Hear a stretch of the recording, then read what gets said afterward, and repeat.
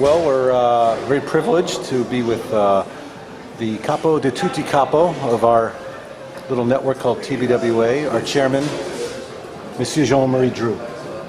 Good to have you. Dru. Let me try it again. It is Dru. Jean-Marie Dru. Perfect.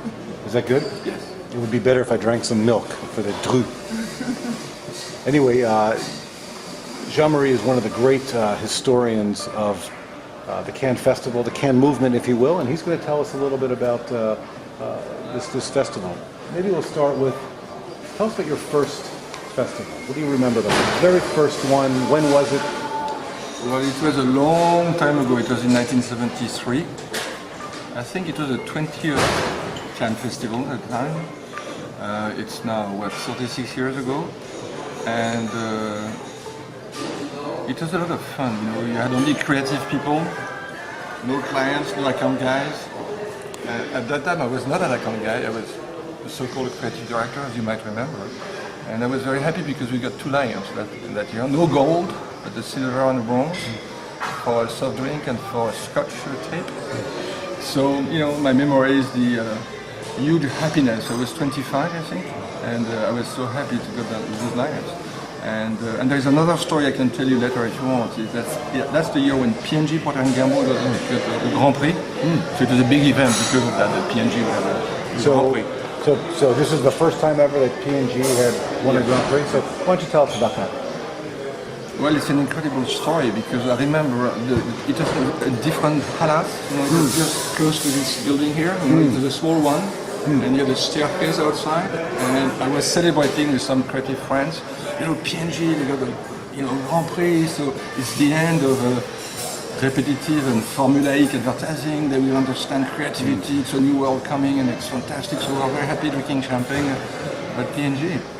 And then 2 weeks after, I learned something very bad, which is that film had been tested in a test market in America. It was a disaster. So the gap between P&G and Cannes became huge, and they were not interested anymore. They thought they were superficial guys.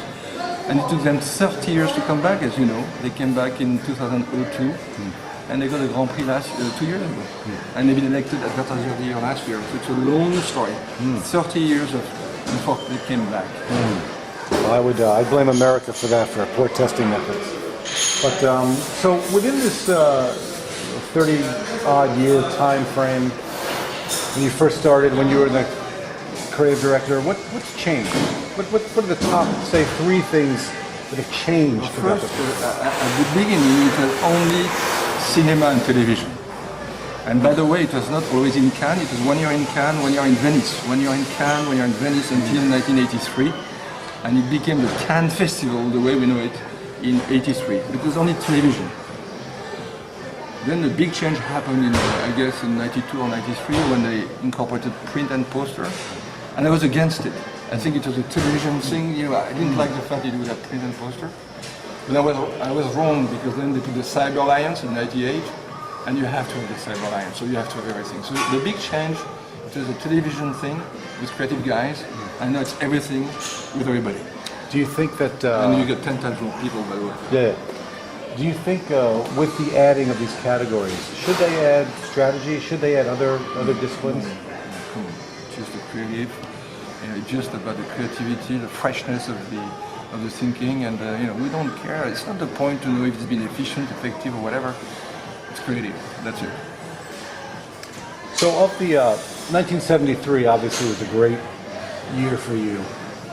Is there another year that comes to mind where you can say, "Wow, that was a brilliant Cannes"? For us or for? No, just for you personally, and then we'll 87, get to 3 gold lions. Tell us about them. Well, we had one for Schwartz, the rented car. It was a crazy commercial when you see a car which is attacked by vultures. And, I showed it to you. I said, you put it on the internet. And we had another one for some brass. And you would have a lady saying interesting things, very French. And I don't remember. And the third one is for whiskey called Grant's whiskey. We should put them on the intranet. You'll see them. I'll show you. So you get 3 gold lions. Good. And then what's a special year for TBWA? For TBWA, I think it's, let me think, it's 98. when we had the Grand Prix, Sprint Grand Prix for Apple, think different. And I was the president last year, so it was difficult for me because at the end, for the television, there was two campaigns: the Volkswagen campaign by Arnold, and our campaign, and it was equal.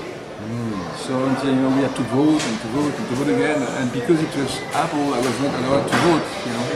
So if I would not have been a president, maybe Apple would have had it. But anyway. So you said you were president then. How many times have you been president? Twice, in '82 and in '98. And each time you had the soccer World Cup at the same time. So I would look at the films from 8 in the morning to 7 in the evening, and then I would do four hours of television. So anyway, so 82 and 98, yes. So 82 Argentina? But at that time you had only one president, you see, so it was there was a lot of prestige, or at least a visibility around that. Everybody would say, who is the president this year or next year? But now you get 4 or 5 different presidents, so nobody cares anymore. That's a sad change, if you ask me. The best year for me, for the festival itself, was '84, when you had 2 fantastic commercials. One you know very well, which is the Apple Macintosh launch, and but there was another one from DVD in the same year, the one from Pepsi called The Archaeologist. You remember when you had these archaeologists on a planet very far away, and they come back to Earth, and they look at a lot of stuff, and there is a guitar and whatever, and then they found a bottle of Coke, and all the students say, what is it, professor? And he goes, I don't have the slightest idea. It was great. It was a great commercial. So you had 2 great commercials that year. So '84 would be the best for me. Do you see, in all this time, a consistency of good brands? Are there certain brands that maybe since 1973 forward have been doing well in the show? Or tell us a little bit about the brands. Well, you have Volkswagen. Always during the 40 years of Volkswagen first. But in the 70s, 80s, and the 90s, sometimes you would have sagans, something that would last 6 or 7 years. So you would be surprised. But in the 70s, the campaign everybody was waiting for, every year was Dr. Pepper.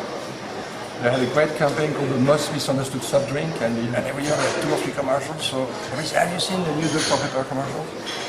Then, starting in the mid-80s, Pepsi was the choice of the new generation, and every year they had 2 or 3 great commercials. So people are waiting for Dr. Pepper or Pepsi. Well, it's not anymore the case. I think now I don't see any, still Volkswagen in the car category. But you get so many categories. You got 27, 28. No, there is nothing special now. I don't think so. Not anymore.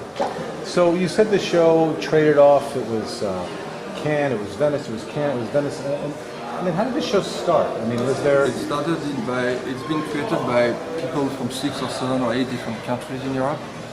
2 leaders. One was a guy from London, a very big TV production company. And at that time, and the other guy was Jean Mineur, who was a Frenchman, and he used to own all the movie theaters in the country. And at that time, the advertising in cinema, in movie theaters, was more important in terms of expenditures than TV, because in Europe, commercial TV started very late. For instance, in this country, in France, it started only in '68. So the Cannes or Venice Festival until '68 or '69, it was only cinema advertising. And not TV at that time.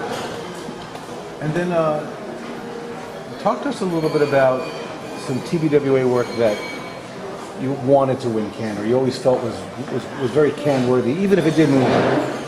Well, we had a lot of stuff on PlayStation. Some of it won, as you remember. We had a Grand Prix 3 or 4 years ago. Apple doesn't win very often because it's not the spirit of Cannes. Cannes, it has to be funny and weird and a little stupid sometimes. And Apple is too strong. I don't know. Apple, except as I say, the 1984 commercial or the Think Different campaign, nothing since has been awarded in Cannes, which is really a shame if you ask me. Absolute has got a lot of stuff here forever. What else? Pedigree, I don't think it's got anything. Maybe you know better than me. It deserves, something great if you again. And we had in France and in Europe in the last 5, 6, 7 years a lot of awards in print because we had great art directors in Paris or in London. But for me, only TV is important.